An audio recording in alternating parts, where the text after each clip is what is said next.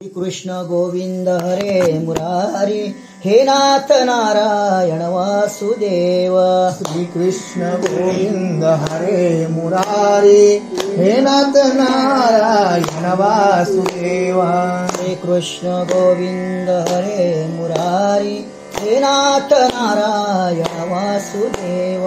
श्री कृष्ण गोविंद हरे मुरारी, हे नाथ नारायण वासुदेव। हे नाथ नारायण वासुदेव, हे नाथ नारायण वासुदेव। हे नाथ नारायण वासुदेव, हे नाथ नारायण वासुदेव। हे नाथ नारायण वासुदेव, हे नाथ नारायण वासुदेव। हे नाथ नारायण वासुदेव, हे नाथ नारायण वासुदेव। पंढरीच्या पांडुरंग हरी विठ्ठला, धाव देवा धाव माझा कंठ दाटला। पंढरीच्या पांडुरंग हरी विठ्ठला, धाव देवा धाव माझा कंठ दाटला। पंढरीच्या पांडुरंग हरी विठ्ठला, धाव देवा धाव माझा कंठ दाटला। पंढरीच्या पांडुरंग हरी विठ्ठला, धाव देवा धाव माझा कंठ दाटला। देवा अलीकडे ये मला पलीकडे ने पांडुरंगा, नदी भरली चंद्रभागा। देवा अलीकडे मला पलीकडे पांडुरंगा, नदी भरली चंद्रभागा। पंढरीच्या लोका नाव ढकलू नका, पुढे होईल धोका पांडुरंगा। पंढरीच्या लोका नाव ढकलू नका, पुढे होईल धोका पांडुरंगा। पंढरीच्या पांडुरंग हरी विठ्ठला, धाव देवा धाव माझा कंठ दाटला। पंढरीच्या पांडुरंग हरी विठ्ठला, धाव देवा धाव माझा कंठ दाटला। पंढरीच्या पांडुरंग हरी विठ्ठला, धाव देवा धाव माझा कंठ दाटला। पंढरीच्या पांडुरंग हरी विठ्ठला, धाव देवा धाव माझा कंठ दाटला। पुंडलिक वरदा विठ्ठल, पार्वती पते हर हर महादेव, सीताकांत स्मरण जय जय राम। जय जय रघुवीर समर्थ, श्री पंढरनाथ भगवान की जय। श्री गोपाळ कृष्ण भगवान की जय। सब संतन की जय। मंगलमूर्ती मोर्या, श्री गणेशाय नमः। श्री सरस्वती माँ, श्री राम सीतापते नमः। जय जयादि वैकुंठ धामा, जय जयादि आत्मा रामा। योगी जन मन विश्रामा, परब्रह्म नमोस्तु ते हो राम राम राम। वक्रतुंड महाकाय, सूर्य कोटि समप्रभा, निर्विघ्न कुर्मे देव, सर्व कार्येषु सर्वदा। या गणरायाला वंदन करून आज इथे कळसा अध्याय, स्वर्गारोहण पर्वाचा हा शेवटचा अध्याय। आणि मग इथे जय जयाजी वैकुंठ धामा, हे भगवंता, हे वैकुंठा राहणारा हे भगवंता श्री विष्णू, तुम्हाला माझा नमस्कार असो। आणि अशा प्रकारे जय जयाजी आत्मा रामा, या हृदयामध्ये वास करणाऱ्या भगवंता, या योगी म्हणजे योगी जनांच्या हृदयात सुद्धा तू भगवंत आहेस। आणि मन विश्रामा, या मनाला कशी शांती, या भगवंताचं नाम स्मरण केल्याने मनाला शांती भेटते। आणि हे परब्रह्मा, तुला नमस्कार असो। इथे संत नामदेव महाराज या भगवंताला वंदन करताना, संत नामदेव महाराज शिंपी समाजात जन्माला आल्यानंतर भगवंतानी द्वापार युगामध्ये कंसाच्या घरी जेव्हा अक्रूर भगवंताला न्यायला येतोय कंसाच्या घरी, त्यावेळेला सर्व गोकुळामध्ये शोकाकुळ गोकुळ झालेला आहे की अक्रूरा नेऊ नको कृष्णास, या गवळणी शोक करतायत। आणि हा कृष्ण परमात्मा मथुरेला जातोय। आणि मथुरेला गेल्यानंतर तिथे एक शिंपी असतो, आणि तो शिंपी या भगवंताला कपडे शिवून देतोय। आणि ते कपडे शिवून दिल्यानंतर बळीरामाला भगवंत विचारतोय काय देव रे याला. आणि त्यावेळेला भगवंत आशीर्वादी ठाव देतात की पुढच्या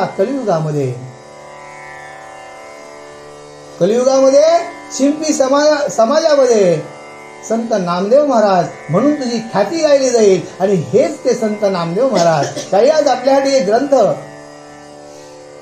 प्रस्तुत केलाय, स्वर्गारोहण पर्व. आणि या ग्रंथाचा आजचा शेवटचा अध्याय. खरोखर की आज आपण दुःखाच्या छायेत असताना आज घरातून आपल्या दादा निघून गेले, वडील निघून गेले आणि त्यांच्या प्रित्यर्थ हा एक कथाकथन विषय घेतला की येणेकरून त्यांच्या आत्म्याला, आज त्यांचा जो इथे वास आहे 12 दिवस आपल्या घरामध्ये, त्यांच्या आत्म्याला, त्यांच्या ह्या पवित्र आत्म्याला की आपण ह्या कथाकथनाच्या विषयातून शेवटचा निरोप देत आहोत. आणि अशा प्रकारे संत नामदेव महाराज सुद्धा या भगवंताला नमस्कार करतात. हे भगवंता तुला माझा नमस्कार असो.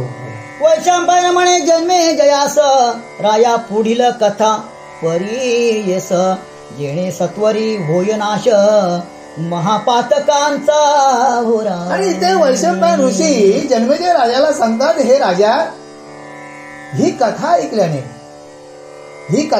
काय होतंय की आपल्या जन्मजन्मेचे जे पातक आहे, ही एवढी पुण्यपावन कथा आहे. 18 पुराणामधील हे स्वर्गारोहण पर्व हे पुराणामध्ये गणलं जातं. आणि ही कथा ऐकल्याने तुम्ही काय होणार हे राजा, तू काय पुण्य पावन. आणि श्रोतेजन सुद्धा इथे बसलेले श्रोतेजन आहेत त्यांना ते सुद्धा पावन होतील. आणि ह्या जी कथा पुण्य पावनी त्रैलोक्य तापत्रय हारिणी सर्व दोष निवारणी मुक्तिदायिनी सर्वधारा. आणि त्रैलोक्यामध्ये ही कथेचं महत्व असं आहे की त्रैलोक्यामध्ये सुद्धा ही कथा गायली जाते, वाचली जाते, मनन चिंतन केले जाते. आणि ही कथा कशी आहे की तुमचे संपूर्ण क्लेश दुःख तुमचे निघून जातील. ते हे तुझ्या पूर्वदांची कथा श्रवण करी परीक्षिती सूता श्रवण मात्रे दोषान समस्तान नाश तत्वता होत असे. हे राजा, हे परिस्थिती सुद्धा आहे जन्मेजया, ही तुमच्या पूर्वजांची कथा, तुमच्या पूर्वजांची कथा. ही पूर्वजांची कथा ऐकल्याने संपूर्ण काळी तुझे दोष रहित होशील, तू पुण्य पावन होशील. असे गुरु, आता इथे संवाद कोणाचा आहे? गुरु शिष्याचा आहे. वैशंपायन ऋषींनी सांगावं आणि जन्मेजयाने ऐकावं असे हे कथानक चालले असताना एक पुण्यपावन कथानक आहे. तरी हे राजन, ही कथा कोणाची? तुझ्या पूर्वजांची आहे.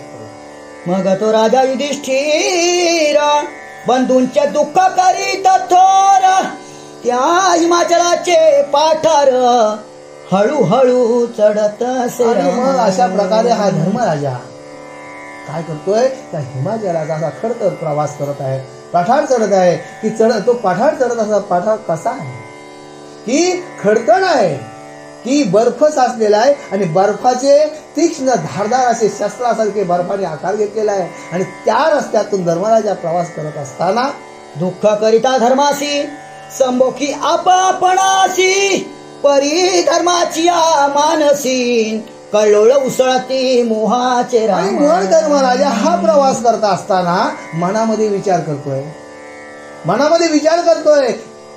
काय हा खडतर प्रवास आहे, काय मी हा माझा प्राणी मनामध्ये तो विचार त्याच्या काहूर मजलाय. आणि मग स्वतःच्याच मनाला काय विचारतोय? त्या धर्माच्या अंतर्गत सुकुमार असे बहुत मनोनी मायेच्या येत लहरी तयासी. आणि मग या धर्माच्या अंतस्करणामध्ये सुकुमार बघा, राजस सुकुमार मदनाचा पुतळा रवी शशिकाळा लोपली. आपण भगवंताला, त्या भक्त पांडुरंगाला भक्ताई उपमा का दिली? राजस सुकुमार मदनाचा पुतळा. कसा पुतळा आहे की त्याच्याकडे, त्या भगवंताकडे पाहिल्यानंतर सर्व दुःख हरण होतंय.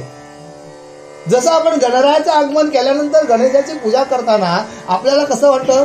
समाधान वाटतं, प्रसन्न वाटतंय. आणि मग त्यावेळेला ज्यावेळेला गणपती जातो त्यावेळेला आपलं मन कसं, मुलं सुद्धा, छोटी मुलं, बाबा आपल्या गणपतीला नेऊ नको, रडत असतात. आणि मग इथे काय आहे की एक कुठंतरी कोमल मन धर्माचं आहे. जरी धर्म आज शेवटचा स्वर्गावर परवाच्या जरी याला जात तीर्थयात्रेच्या प्रवासाला जात असताना शेवटचा क्षण जरी असला तरी त्याचे एक आतलं मन काय बोलतोय. आपल्या मनातून मागच्या आठवणी येतात. आपण सुद्धा बघा, आपल्याला वाटतं एखादा जर व्यक्ती गेल्यानंतर आपण बोलतो आम्ही अरे एका ठिकाणी विटी लांडू खेळलो रे. आम्ही म्हणजे ज्या आपण जे कर्म केले असे आठवण. आणि मग इथे धर्माला सुद्धा मागची आठवण येते, आपल्या परिवाराची आठवण येते. आणि धर्म पुढे काय बोलतोय, जीविन भरते भरे सागरी लहरी मागे येत लहरी तैसे धर्माचे अंतरी मोह तरंग उच्चंबळत. आणि मग इथे मोह मायेमध्ये धर्म अडकलाय. मोह मायेमध्ये धर्म अडकलाय. आणि धर्म अडकलाय कसं की जसं समुद्राला भरती येते आणि भरती आल्यानंतर आपल्याला सर्वकडे पाणीच पाणी दिसतंय. आणि काही क्षणात काही काळांतराने त्या समुद्राची ओटी येते आणि मग तो समुद्र आपला कसा खोल दिसतो. तशा प्रकारे याच्या मोहाचे तरंग उमटतात की अति हा दुःखाने सुद्धा तळमळीत होतोय. आणि मागच्या आठवणी काढल्यानंतर सुखावतोय सुद्धा. आणि सुखावत असताना सुद्धा हा काय करतोय, आता परिवाराचा दुःख करतोय. धर्मराजा मागील आठवणी झाल्या, धर्माला जाग्या झाल्या, जागृत झाल्यात. आणि मग आता मी करू काय हे महादुःख मनी नसाहे अद्यापिका राहिला आहे देहीन प्राण माझी. आणि मग धर्मराजा मना स्वतःच्याच मनाला बोलतोय की हे भगवंता एवढं दुःख भोगण्यासाठी माझ्या देहामध्ये हा प्राण अजून का ठेवलास भगवंता. की मी एवढं मला दुःख म्हणजे आज तो धारदार शास्त्राच्या रस्त्याने चालतोय, पायाला लागत आहे मला सांगा. आणि तो बर्फाचा जे रस्ता आहे पायाला किती गार वाटत असेल. लहान मुलांनी आपल्या जर आईस्क्रीमाने आपल्या पटकन जर मांडीला आपण फडकलं काय रे पोरा काय केलंस आपण बोलतो की नाही. आणि मग आता तो तर त्या बर्फाच्या याच्यातून चाललाय धर्मराजा. आणि मग धर्मराजा मनातून बोलतोय हे भगवंता या माझ्या हृदयामध्ये या माझ्या देहामध्ये अजून माझ्या कुडीत प्राण का ठेवलास भगवंता. जरी करू आत्मघात तरी वैकुंठी ठावणी दी अनंत तव धर्माचा अंगुष्ठ कापत झाला वामचरणाचा. मनामध्ये धर्माच्या काहूर माजलाय की आता आपण या असंही या दुःख वेदना होत आहे चालताना. आणि मग जरी आणि दुसरा दुःख काय करतो की परिवार संपूर्ण गेलाय, तो एक दुःख मनातून आहे. आणि मग मला एकट्यालाच भगवंताने ठेवलाय. मग जरी मी आत्मघात जरी केला, मी आत्महत्या जरी केली तरी हा भगवंत काय करणार, न घाटका घरका. म्हणजे मी जर सरळाला पण जाणार नाही आणि खाली पण नाही, मध्ये राहणं तर भगवंत मला इथे स्थान देणार नाही. म्हणजे हे जे माझ्या मनात आलंय की आत्महत्या करण्याचं हे माझं चुकीचं आहे असं धर्म ज्ञान पण पुढे होतोय. धर्माला ज्ञानदृष्टी पण धर्माला होतोय आणि एक काही दुःख पण होतोय.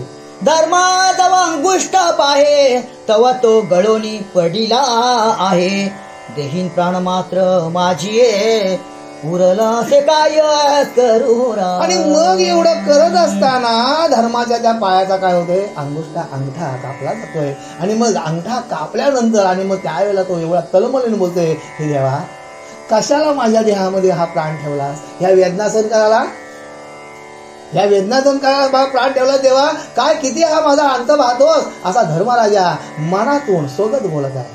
आपुल्या दुःखे घाबरा झाला दुःख पातांचे तो विसरला मग गिरिमाथ जव पावला तव ज्ञान उदेले राम. आणि मग त्यावेळेला आता काय झालाय, हा भावंडांचा माझा भीम कसा होता, हा माझा अर्जुन कसा होता, माझा नकुल सहदेव कसा होता, माझी द्रौपदी ही माझी होती. अरे पण तुझी होती तर तुझ्याबरोबर आहे का, बरोबर नाही. आपण जरी विचार केला बाबा यो काय बोलते की मरावे परी कीर्ती रूपे उरावे. माणसाने जर तुमचं कर्म चांगलं असतील तर तुमची कोणतरी आठवण काढेल, जर तुमचं कर्म वाईट असेल तर बरा झाला घ्या, बरोबर की. म्हणजे इथे धर्माला काय होतंय की माझे होते त्यांचा दुःख आजपर्यंत करत होता, पण स्वतः आल्यावर पायाचा अंगुष्ठा कापल्यावर विसरला, मागील यांचा दुःख विसरला. आणि मग तो स्वतःलाच आठवते अरे माझ्या पायाला लागले, माझ्या पायाला वेदना होतात. आणि मग स्वतःला दुःख साजू की म्या पाप केले कोणा अंगुष्ट का गेले गळोना द्रौपदी म्हणजे महाविघ्न उदेले होते आम्हान श्रीराम. आणि मग आता इथे धर्मराजाला ज्ञान उदेलाय. अंतर्मनातून आठवण येतात की माझ्या हातून काय, माझा अंगुष्ठा का घालला, माझा अंगुष्ठा का कापला गेलाय, की नाही की द्रौपदीच्या मुलं की आजपर्यंत तिला मी माझी बोलत होतो, आजपर्यंत तिला मी माझी बोलत होतो आणि तिच्या मुलं तर हे नाही झालं, असं धर्माच्या अंतर्मनातून बोलत असताना तिचा अभिलाष मुळी हुनी करीत असे दुर्योधन मनी नाना कपटे करुणी आम्हा वैरी झाला तोरा. आणि मग तिचा दुर्योधन काय करत होता, अभिलाषा करत होता. द्रौपदीची दुर्योधन अभिलाषा करत, तिच्यावर नजर वारंवार तिच्यावर वाईट नजर टाकत होता. आणि मग त्याने मनातून अभिलाषा त्याने दिली होती की अशी स्त्री मला असती तर, आणि त्या स्त्री सोबत आम्ही संसार केला असताना धर्मराजा बघा, धर्मराजाला ज्ञान उदेला आहे, त्या स्त्री सोबत आम्ही संसार केला असताना तर हिच्या ह्या कारणास्तव तर माझा अंगुष्ठ घालायला नाही असा धर्म मनातून विचार करत असताना मग तिच्या अभिमाने करुणी अहंता धरली चौघानी बंधू कौरव सर्व मारुनी राज्य घेतले बळेंची. आजपर्यंत ज्या महाभारताची जी रक्तरंजित जी क्रांती झाली ती कशामुळे झाली, की तिची अहंता म्हणजे तिची आस दुर्योधनाला दिली. दुर्योधनाला एक काही म्हणजे आस अशी दिली की ही मला स्त्री, अशी स्त्री मला असते. आणि त्याच्यानंतर तिला सभेमध्ये पण गांजली आणि त्या सभेतून गांजण्यातून नंतर काय झालं, पुढे युद्धात प्रवर्तन झालं. याही काय सांगितलं की तुम्हाला सुईच्या आग्रावर बसेल एवढा सुद्धा तुम्हाला आम्ही भूमी देणार नाही. आणि त्यावेळेला भगवंत परमात्माने अर्जुनाला प्रवृत्त करावं, हे अर्जुना की आता युद्ध अटल आहे. आणि त्यावेळेला अर्जुनाने भगवंताला उत्तर द्यावं, हे भगवंता तू काय सांगतो, तुम्हाला युद्ध अटल आहे, हे सगळे माझे आहेत, हा परिवार सगळा माझा आहे, मामे मेवणे गुरु बंधू गुरु सगळे माझा आहे, हे भाऊ आहेत, या भगवंता या सगळ्याला मारू असा तू भगवंत सांगतोस तू. त्यावेळेला भगवंतानी काय बोलावं बघा, भगवंतानी प्रबोधन करावं आणि अर्जुनाने ऐकावं. हे किती साख्य होतं बघा देवात आणि अर्जुनामध्ये. आणि त्यावेळेला अर्जुनाला निशादेव होतोय, गीतेचा पहिला अध्याय दिशादेव होते. आणि त्यावेळेला अर्जुन बोलतोय, देवा तारिता आणि मारिता तुझं वाचून कोण उद्धरिता रे देवा. अरे भगवंता तारणारा पण तूच आहेस ना आणि मारणारा पण तूच आहेस, मग तुझ्या वाचून आमचा उद्धार कोण करील. अरे तुझ्या प्रसादे काय उणे आत्ताची घेऊ आणि ते राज्य. हे देवा तू काय सांगतोस मला मारायला, माझ्या मामाला माझ्या काकाला माझ्या भावाला मारायला सांगतो. अरे भगवंता हे कशासाठी भांडणं करू, आम्ही सुद्धा बघा ईदवर जागेसाठी भांडतोय की नाही, हे माझी इकडं जागा इकडं खुटा सरकवला पण आम्ही कोरतून बघा. एक जर बाहन कोरलात ना, एक बाहन भाऊ एक बाहन जर तुम्ही कोरलात ना तर त्या बांधात एक सांगतो तुम्हाला दृष्टांत, एक बाहन कोरल्यानंतर आम्ही लगेच तिथं भांडायला गेलो. अरे तुम्ही माझा कांडा कोरलास, माझा कांडा फोडल्यानंतर भांडण झाल्यानंतर पोलीस पाटील आला, पोलीस पाटलाला आम्ही काय ऐकत नाही, गेलो पोलीस स्टेशनला. पोलीस स्टेशनला गेल्यानंतर पोलिसांनी तिथे फिर्याद दिली. पण मला सांगा तुम्ही सकाळी पोलीस स्टेशनला गेला, पोलिसांनी तुम्हाला जबानी होताना तुम्हाला झाली दुपार, आता लागली भूक, चला नाश्ता करायला. म्हणजे बघा जाताना रिक्षा एक कांडा फोडल्याने किती जण कामाला लावले बघा. एक रिक्षावाल्याला भाडा भेटला, तिथे चायवाल्याचा धंदा झाला, बरोबर आहे. पुन्हा पोलिसांचं पण किस्सं भरलं, बरोबर की नाही. म्हणजे एक कांडा कितीला पडला, मग इथे काय झालं, इथे सुद्धा अर्जुनाने भगवंताला सांगावं, हे देवा की तुझ्या प्रसादे काय उणे आताची घेऊ आणि त्यावेळेला भगवंताने त्याला प्रवृत्त करा. अरे मारी तारिता आणि मारिता, भगवंत पुढे काय बोलतोय, अरे तारिता आणि मारिता म्हणजे वाचून कोण उद्धरिता. अरे काय अर्जुना तू काय बोलतोस, तारणारा जन्माला घालणारा पण मीच आणि मारणारा पण तू निमित्ताशी कारण. आता घे धनुष्यबाण करी क्षय समस्त कौरवांचा. आणि मग त्यावेळेला भगवंतानी 18व्या अध्यायामध्ये विश्वरूप दर्शन दाखवावं, 11व्या अध्यायामध्ये गीताशास्त्र सांगावं, असं महान अमोघ गीताशास्त्र तुम्हाला माडी दिलंय. पण आपला धर्मग्रंथ कोणता सांगावं, आपला धर्मग्रंथ कुठला, कोणाला माहिती असेल बसलेल्या मंडळीमध्ये आपला धर्मग्रंथ कोणता आहे. कोणता धर्मग्रंथ आपला हिंदूंचा. आमचा यवनांचा मुलगा डलिक सांगतोय कुराण शरीफ, आधी 2 वर्षाचा 4 वर्षाचा मुलगा सांगतोय आमचा. आणि आमच्या मुलाला आपला धर्मग्रंथ सांगता एवढे. कोणता धर्मग्रंथ भाऊ, कोणता? अहो गीता शास्त्र. गीता हा आपला धर्मग्रंथ आहे. म्हणजे गीता ही हिंदूंच्या प्रत्येकाच्या घरात असावी का नसावी? अहो असून उपयोग नाही. अहो ती गीता बघा, आता ज्ञानेश्वरीमध्ये काय सांगला, एकच ओवी बरोबर सांगितलं ना ज्ञानेश्वरीमध्ये. मग गीता हे शास्त्र असं आहे की तिला तुम्ही नुसता नमस्कार केलात ना तर तुमची दिवसभरची सगळी कामं होतील. का हा आपला हिंदूंचा धर्मग्रंथ आहे. हा हिंदूंचा धर्मग्रंथ आहे. आणि मग तो गीताशास्त्र भगवंताने कुरुक्षेत्रावर सांगितला अर्जुनाला. आणि मग त्यावेळेला भगवंताचा हा म्हणजे भगवंताने अर्जुनाला करून, आणि मग तिथे जो युद्ध झाला आणि त्या युद्धामध्ये आज संपूर्ण काय झालाय, संपूर्ण परिवार गेलाय. मग धर्मराजा महाराज घोषतोय, विचार करतोय की या एका स्त्री मुलं, एका द्रौपदी मुलं एवढा महाभारत झाला. आणि मग त्या दोषास्तव तर माझा अंगठा गेला ना. त्या पापास्तव पाहे त्यांच्या सती खचले देह, मदही पातके पाहेन घडली हो त्यांचे निराश. आणि मग ह्या परिवारामुळं, ह्या सगळ्या दोषामुळं त्यांची आज देह पडली. आणि त्यांची देह पडल्यानंतर मग ही पातक सुद्धा माझा अंगठा पाडलाय, माझ्या पण वाट्याला आलीत, असा धर्मराजा इथे विचार करतोय. बघा माणसाच्या स्वतःवर जेव्हा बेस्त जेव्हा करतं आहे. आणि मग धर्मराजा विचार करतोय की ह्यांची थोडी थोडी पाप माझ्याकडे आलीत नाही, आणि त्याच्यात मला माझा अंगुष्ठा कापला. माझे म्हणून मोह धरिला नरकी कुंजर बोलिला बोला, म्हणून हा झडला माझा हो अंगुष्ठ. आणि मग त्या कुरुक्षेत्रावर ज्या वेळेला गुरु द्रोणाचार्यांचा मुलगा अश्वत्थामा मारला, ही अशी गुण उठवली. त्यावेळेला गुरु द्रोणाचार्यांना काय पाहिजे होतं की सगळी खोटी बोलतील, तर माझा एक धर्म, बघा किती दृढ विश्वास होता, माझा धर्म खोटा बोलणार नाही. आणि त्यावेळेला गुरु द्रोणाचार्य विचारायला आले, हे धर्मा, माझा मुलगा गेला. त्यावेळेला धर्माने काय उत्तर दिलं, नरवा कुंजर. आणि एवढा बोलल्यानंतर इथं काय केलाय, भीमाने काय केलाय, ढोल ताशी आणि शंख वाजवायला सुरुवात केली. म्हणजे पुढचा भी धर्मराजा बोलते ना बोलते इथं आवाज गेला. आणि मग त्याच्यानंतर काय केलं त्यांनी, अरे धर्म बोललाय की नर मी आहे. मग त्यांनी विचार केला, आता काय करू, आता यमाचा समाचार घेतला पाहिजे.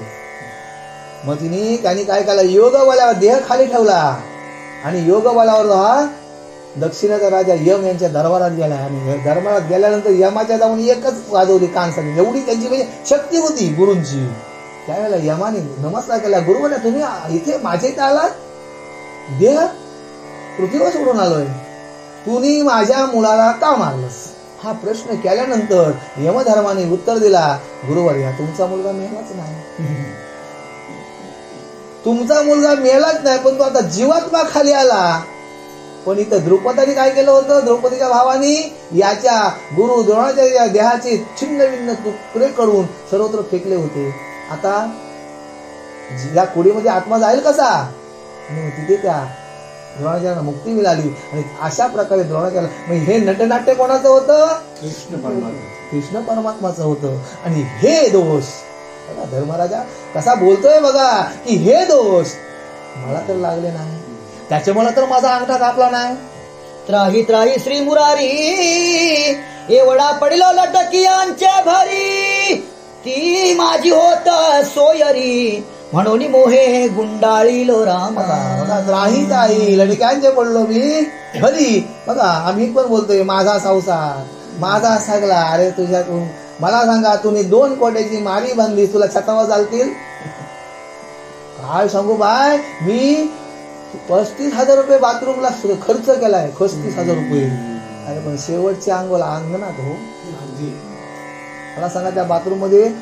आणि नंतर पुन्हा बोलतील काय, काढा काढा आता झाला भूमी भार. शेवटला तो मेल्यावर काय बोलतील, अरे 5 तास झालं, शरीराला दुर्गंधी वासेल, काढा काढायची, झाला भूमिभार. मला सांगा, तुटला आयुष्याचा दोरा, येण वाहू गा पसारा, टाकून जाती रांडा पोरे, अंती होती पाठमुळे. मला तुम्हाला सांगा की तुम्ही या जन्माला आल्यानंतर तुम्ही काय घेऊन जाणार आहात? हो, काय घेऊन जाणार आहे? शेजाऱ्याशी केलेलं भांडण, आयुष्यभर आम्ही न बोलण्याचा घेतलेला वसा, बरोबर आहे की नाही? हा, आम्ही काय त्याची म्हणजे ह्या तुम्ही हे काय केलाय? हा तुमचा नजरेचा खेळ आहे, हा मोह मायेचा खेळ आहे. आणि मग संत तुकाराम, संत चोखा महाराजांनी एकदम गोड सांगितलं, तुटला आयुष्याचा दोरा, येर वाऊगा पसारा, की आपण जो काय पसारा केलाय, या बंगल्या माड्याच्या बांधल्याच्या तुमच्या इथंच टाकून जाणार आहेस. तुझ्या पाठीशी काही तुझ्या बरोबर येणार नाही. आणि मग जिच्या बरोबर तुम्ही 7 फेरं घेतलंच ना, 7 फेरं, माझी बायको, ती पण दरवाजातून बोलताय, धनी होतास तर बरा होतास, माझा दररोज पाणी तरी बरी होतास, बरोबर. पण ती सुद्धा उंबरड्यापर्यंत ती सुद्धा तुमच्या बरोबर येत नाही. आणि मग त्याच्यानंतर सगळे सोयरे असं हात मागा म्हणतात, बघा, हात घालतात आणि स्मशानापर्यंत येतात. आणि मग महामारी बांधली, बोंब मडका फुटला तरी पुन्हा ते सगळे होतात पाठमोरे. मग तुझ्या बरोबर कोण येते का? मग एकलाच ये प्राण्याने, एकलाच जा. आणि मग इथे तुझा धर्मराजा विचार करतोय की हे मी सगळं कशाच्या, सगळ्या या परिवाराच्या मोहामध्ये पडलो, आणि मी काय केलं, या वेदना आता मला ज्या होतात, असं या वेदना ह्या मुलं तर होत नाहीत का? असा धर्मराजा प्रत्येक क्षणाला विचार करत असताना, परी माझी जरी असती तरी माझा सांडोनी का जाती, कोणी कोणाची नव्हे ती, लटकी भ्रांती पडली देवा रामा. आता परी ती माझी असती, ती जर माझी असती तर माझ्या बरोबर आली असती. अहो, मैताला किती टाइम आहे? 12-1 वाजल. बाबा तुम्ही जरासा काहीतरी खाऊन घ्या. मग आता खावायचं कुठं? घरी 4 माणसं आलेले आहेत. मग मोडी सत्य परिस्थिती आहे. म्हणजे मला सांगा की मग तुमचा काय आहे हो इथं? तुमचं इथं काय आहे? मग इथं धर्मराजा सुद्धा बोलतोय की माझी मी केली, पण माझ्या बरोबर कोण नाही आला हो? कोण आला? कोण नाही आला? एक तुम्हाला दृष्टांत देऊ. एक स्त्रीचा नवरा मेलाय.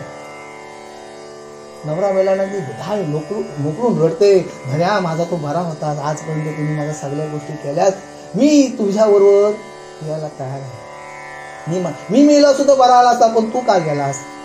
असा योगी माणूस दरवाजावर जात होता आणि तो दरवाजावर आलाय आणि काय झालं इथे विचारलं त्यांनी. योगाने विचारलं, तो तर नाव यांचा एक मुलगा गेलाय आणि ती बायका पोरात अनाथ झाली. मग माझ्या याच्या बोलतो इलाज आहे, मी बोलतो याला जिवंत करतोय. ऋषी काय बोलला? मी जिवंत करतोय. तर करा महाराज, पण एक आहे की मी एक अमृत दूध देतोय, अमृत देतोय, ते जो पिईल तो मरत, आणि हा तुमचा मुलगा उठा. आणि मग त्यावेळेला तो ऋषीने तो काय, योगाने काय केला, तो ग्लास दुधाचा भरलाय, अमृत भरलाय, आणि तो पहिला न्याला कोणत्या आईजवळ, बाय ग घे तुझा पोरगा उठल. तर एवढी धाय म्हणून रडतस ना, ती बोलते त्यांचा कोण करील? बरोबर, ही पोराबाला ह्याना कोण संभलील? नातवाला कोण संभलील? मला सांगा. आणि मग ज्या वेळेला त्या पत्नीजवळ गेल्यानंतर मग काय बोलते, मला ती काय रडते? मला सांगा, कोण पंचाबरोबर येते का? कोणी नाही. म्हणजे या जगी नाही कुणी कुणाचे, या जगामध्ये कुणीच कोणचा नाही. फक्त ही काय, तुमचे केलेले कर्म चांगले असतील तर राहतील, तुमचे जर वाईट गुण असतील तर तुमची आयुष्यभर बोलतील तुम्हाला तो असा होता, आणि मी तुझ्या शिक्काच मारून ठेवतील. ऐसा जीवाशी प्रबोध करुणी, मग धर्म चालिला तेथुनी, कृष्ण चरण हृदय धरुणी, पंथक्रमी हळूहळू. आणि अशा प्रकारे भगवंताचा हा नामस्मरण करत धर्मराजा पुढे चाललेला आहे. तव 12 योजने पाहे, नदी इंगळांची आहे, ज्वाळारूपी जलवाहे, अति प्रदीप्त भडभडा राम. आणि मग धर्मराजा पुढचा प्रवास करत असताना पुढे पाहतो तर काय की अग्नीने अशी तप्त आणि अग्नीचा रस अशा त्या नदीमध्ये वाहते, अशी ती नदी भरभरा वाहत आहे आणि त्या नदीच्या वरून आता प्रवास करायचा आहे. आणि मग हा धर्मराजा हा दृश्य बघितल्यानंतर हा रुद्राचा होय तृतीय नयन, ऐसे धर्म करी चिंतन, शमन नव्हे हे दारुण, आता काय करावे राम. आणि मग ही वैतरणा नावाची नदी पार करत असताना की ही नदी कशी दिसतंय की जसं काय जणू काय शंकराने काय केलाय, तिसरा डोळा उघडलाय. आणि मग ही नदी आता कशी पार करायची असा धर्मराजा विचार करत असताना तेज दृष्टीस न समाये, पहिल्या थडी मेरू दिसत आहे, भोवताला अंधकार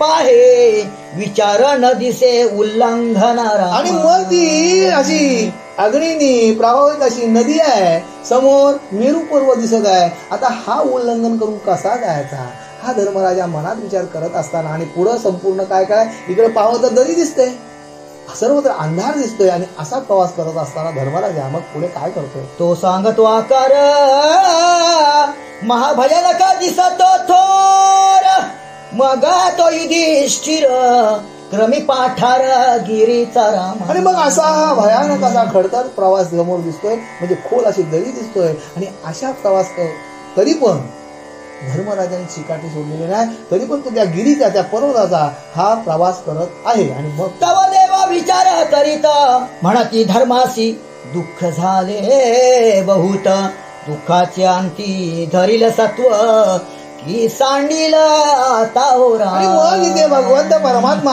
असे ऋषिकेश मनात विचार करतोय की आता खरोखर आता धर्माची शेवटची म्हणजे असा वाटते की धर्म इथं सत्व साडेल का काय, धर्म प्राण त्याग करील का काय, की धर्म आता पुढचा जो प्रवास करायला निघालाय हा इथं थांबतोय का काय असा भगवंताला मनात विचार आला. आणि मग पुढे काय होतं म्हणून मायेचे श्वान इंद्र झाला पण, माया दावितया लागून अत्यंत तळमळी. आणि मग इथे भगवंताने काय केलंय, माया रचली.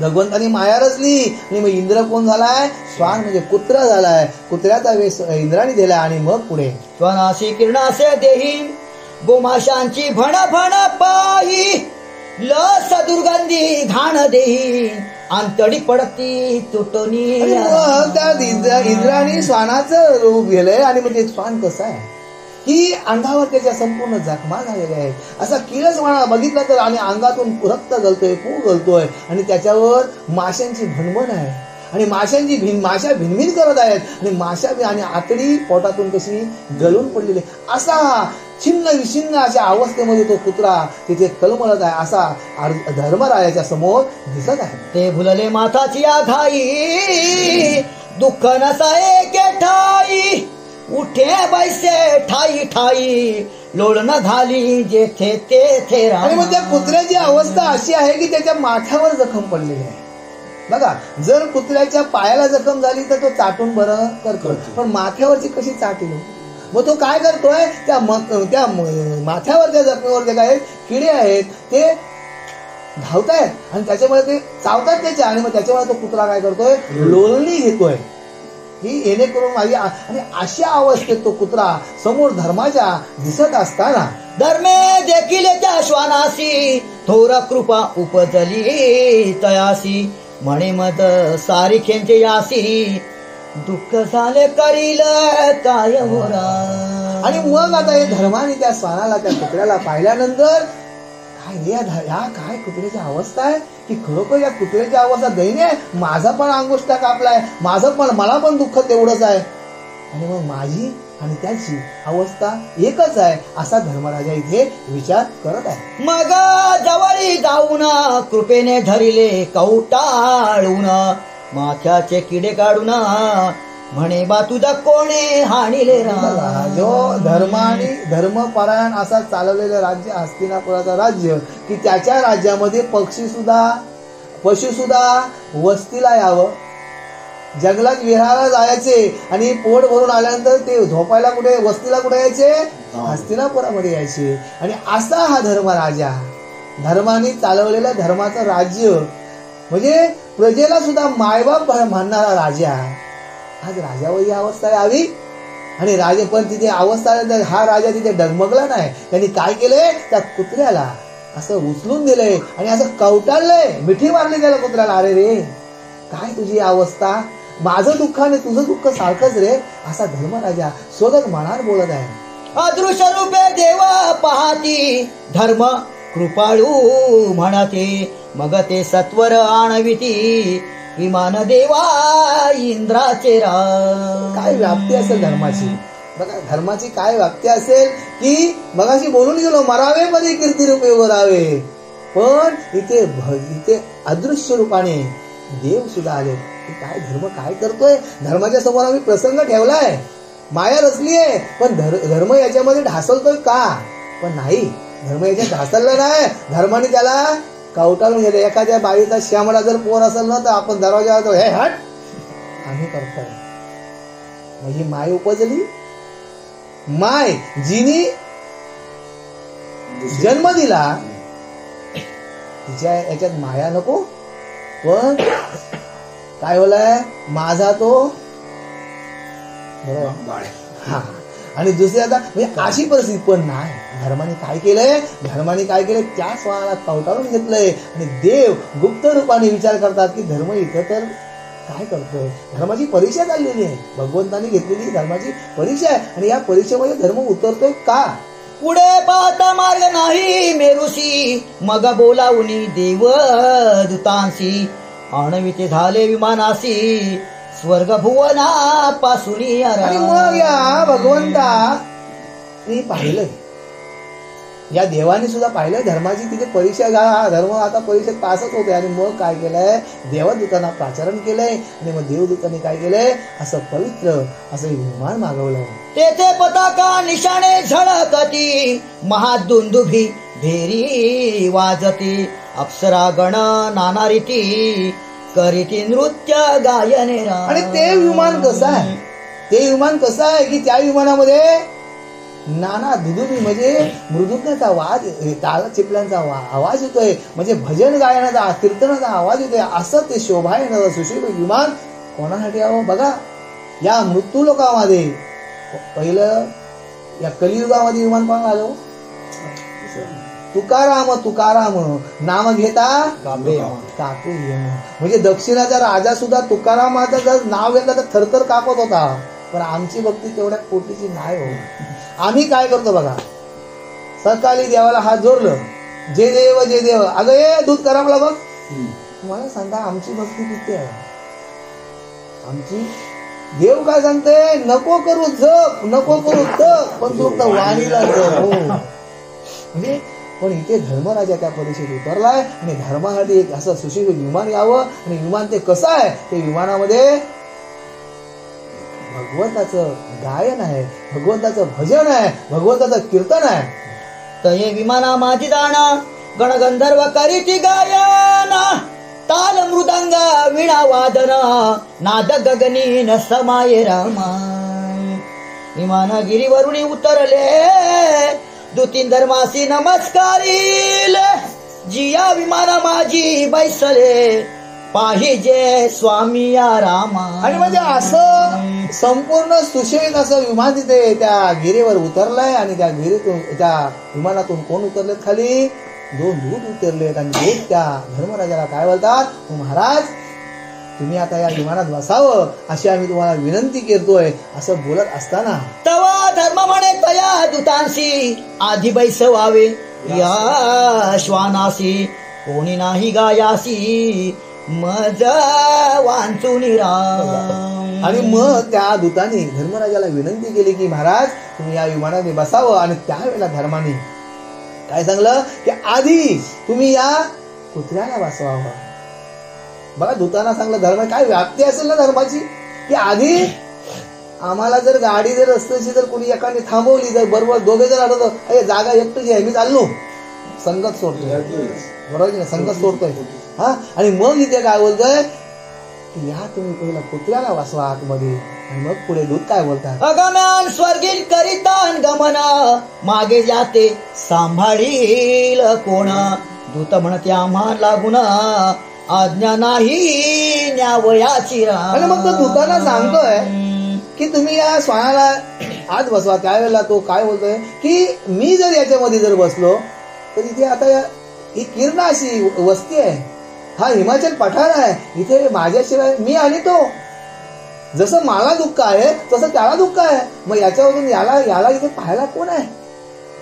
मग याच्यावर अन्याय होईल ना माझ्याकडून. मग तुम्ही या श्वानाला तुम्ही आतमध्ये बसवा असा सांगतो की माझ्या वाचून याला कोणीच नाही, असा धर्म इथे बोलत असतात. आता मोह उत्पन्न झालाय धर्माला थोडा, बरोबर, इथे मोह उत्पन्न झालाय. बोला जी तुम्ही धर्म परायण नृपती म्हणून विमानाची तुम्हासी प्राप्ती, श्वाने केविन स्वर्गासी येती विमानी बैसोनी इथे दूध बोलतात की हे महाराज तुम्ही धर्मपरायण व्यक्ती आहात, तुम्ही धर्मपरायण व्यक्ती आहात आणि मग तुम्ही धर्मपरायण व्यक्ती असताना तुम्ही काय कुत्र्याला कधी विमान येईल का? कुत्र्याला कधी विमान येतं का? की तुमची व्याप्ती एवढी मोठी आहे, तुम्ही एवढे समर्थ आहात, तुम्ही एवढे भक्तीच्या उच्च टोकाला गेल्यात, म्हणजे तुम्ही एक देवरूपी आत्मा आहात. आणि मृत्यू लोकावर जन्माला आल्यानंतर सदैव जाताना असं कोणाला विमान येतं का? की तुम्ही तेवढी मोठी व्याप्ती आहात. असं काय कुत्र्या माझ्याकडे काही विमान येत नाही? मला सांगा, कुत्र भजन करतंय? कुत्र कधी दिंडीला गेलाय?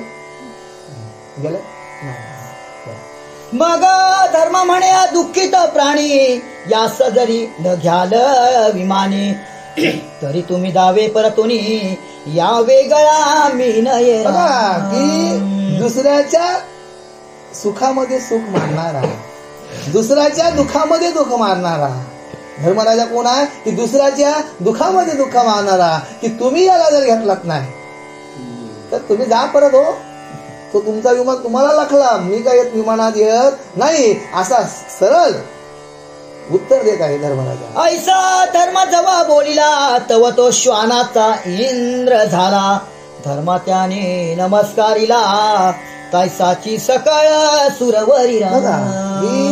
जो स्वर्ग लोकीचा अधिपती इंद्र राजा त्याने सुद्धा धर्माला नमस्कार करावा. ही कशामुळे नमस्कार केला? की धर्माच्या वागण्यामुळं, धर्माच्या न्यायामुळं आणि धर्माच्या आचरणामुळे केला गेला नमस्कार. इंद्राने सुद्धा म्हणजे किती मोठी धर्माची व्याप्ती होती. मग मला सांगा, त्यांच्या निस्ता नाव जरी आपण घेतला, हे आपण जे बोलतो, जे आपल्याला जे ग्रंथ जे दिलेत, महाभारत, रामायण, रामाने काय केला? माणसं बोलून मोकले होतात. अरे पण तेवढं सामर्थ्य आपल्याला आहे का? तेवढं सामर्थ्य आहे? आधी सरळ जाऊ द्या, भगवंत श्रीकृष्णाला सुद्धा नाव द्या, 16,000 बायका तरी आम्ही 4. अरे पण आता एक पण भेट नाही, त्यांनी 16,000 केल्या. अरे पण तुम्ही एकटीचाच पोट भरून दाखवा ना. आणि पण ती पण आता भेट नाही. हा मग का? तेथे दुंदुभी भेरी लागले निशाण, धर्मासी अंगुष्ठ झाला पूर्ण, मग तो विमानी बैसून स्वर्ग भुवना चालिला. मग हे धर्माच्या आचरणामुळं, धर्माच्या वागण्यामुळं, भगवंताच्या परीक्षेत उत्तीर्ण झाल्यामुळं धर्माचं तिथे काय आला? भगवंताने काय दिलाय? अंगुष्ठा परत आलाय. आणि मग 21 माळ्यांचे लोक पाहती, म्हणती धन्य धन्य या धर्माची कीर्ती, जय जयकार महाराज करीती सर्व सुरवर स्वर्गींचे राम. असे आपण बोलतो एकच आपला स्वर्ग माहिती. अजून फक्त आम्ही ज्ञान पुराणात ऐकलाय, स्वर्ग कुणी बघितलाय नाही, फक्त आम्ही ऐकून आहे.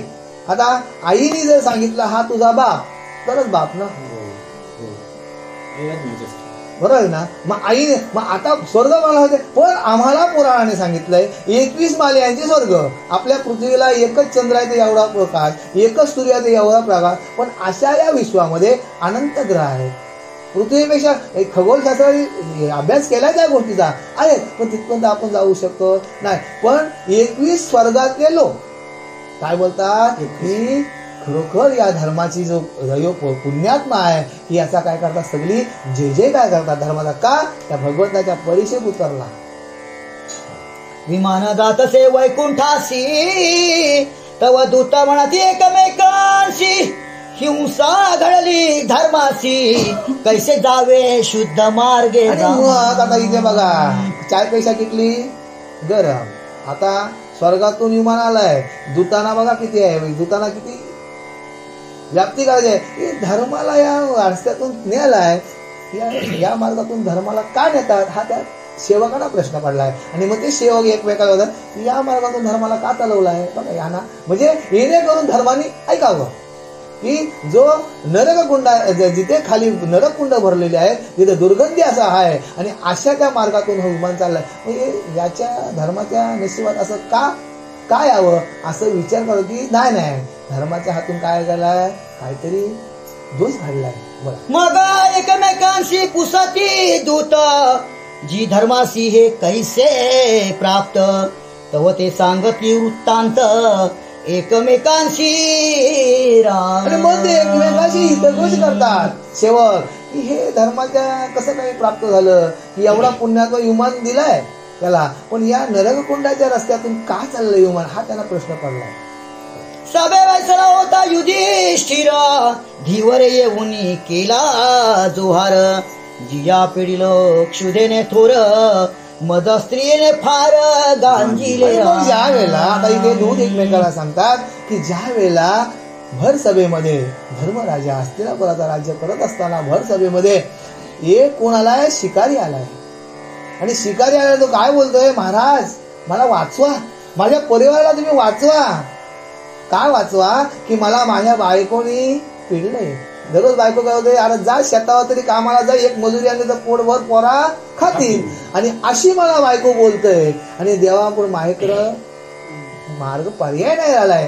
राजाला सांगतोय, तो धीवर सांगतोय की हे राजन माझ्याकडे पर्याय नाही, मला बायको घरातच घेत नाही, मला एवढा बायकोने गांजलाय की मला एवढी अद्वा ती बोलतोय, तर मला तुम्ही काय करा, मदत करा. असा तो धीवर बोलत असताना ऐकोनी धीवराचे वचन गहीवरले धर्माचे मान विकळवाणे तयाचे वदन नयनी जेव्हा देखील. आणि मग तो धीवर कसा त्या राजाच्या समोर धर्माच्या समोर विनंती करते, डोळ्यात पाणी आणलंय, महाराज मी काय सांगू, माझी मुलं उपवास आहे, माझी मुलं उपवास आहेत, माझी बायको आदवत मला बोलतोय, त्या मुलांचा मी कसा पालन पोषण कसा करू, तरी हे राजन तुम्ही मला काहीतरी मदत करा. असा धीवर बोलत असताना तय करुणा उपजली धर्माशी म्हणे अन्न काय होईल यासी मग सोनटका तयासी दिधला धर्मे होरा. आणि मग इथे धर्माने काय केलंय की याला जर पोतलीवर तांदूळ दिलं तो जो काय 15 दिवस भात करील, खाईल, संपल, पुन्हा काय हो, पुन्हा जैसे थे. मग आपण याला काय केला पाहिजे, काहीतरी याला मार्ग काढून व्यवसाय करून दिला पाहिजे. आणि मग धर्माने काय केलाय, त्याला एक सोन टक्का दिलाय, एक सोन्याचा नाणा दिलाय. आणि मग सांगितलं ये बाबा तू सोन्या का खरोखर राजा असावा तर असा की प्रजेची व्यथा जाणणारा असावा. आज शिवाजी महाराज कसा राजा होता की त्यांनी बघा, म्हणजे त्यांनी या प्रजेसाठी काय, शिवाजी महाराजांनी काय केले की सर्व धर्म समभाव सगळ्यांना सैन्यामध्ये भरती करून घेतलं. पण हे का आईने घडवलं, आई काय घडवू शकत नाही की मुलाला आईने घडवलं, शिवबाना जिजाईने घडवलं, पण शिवाजी महाराज होतं म्हणून आज आपण इथे सगळी कथा कथनाला बसलोय, लक्षात आला. आणि मग इथे धर्माच्या पुढं धर्माने एक सोनटाका त्याला दिलाय. आणि मग त्या सोनटाकाचे त्यांनी पुढे काय केले, धीवर थोर आनंदला हर्षयुक्त घरासी आला वृत्तांत सर्व सांगितला स्त्री आणि बाळकांशी. मग आता मला सांगा, राजाने दिलाय, मला राजाने दिली मदत आणि मग त्यावेळेला तो सोनटाका त्यावेळेला त्याचा किती मोल असेल, हो काय मोल असेल. आणि मग तो एवढा आनंदित झालाय आणि आपल्या मुलांना जाऊन सांगतोय की आपल्या राजाने मदत केली, बायकोला साठी आपल्या राजाने मदत केली. आणि मग त्यामध्ये त्यांनी पुढे काय केलंय, म्हणा पुंडली पार्वती पते हर महादेव सीताकांत स्मरण जय जय राम जय जय रघुवीर समर्थ श्री पंढरनाथ भगवान की जय गोपाल कृष्ण भगवान की जय मंगल मूर्ती मोरया सब संतन की जय.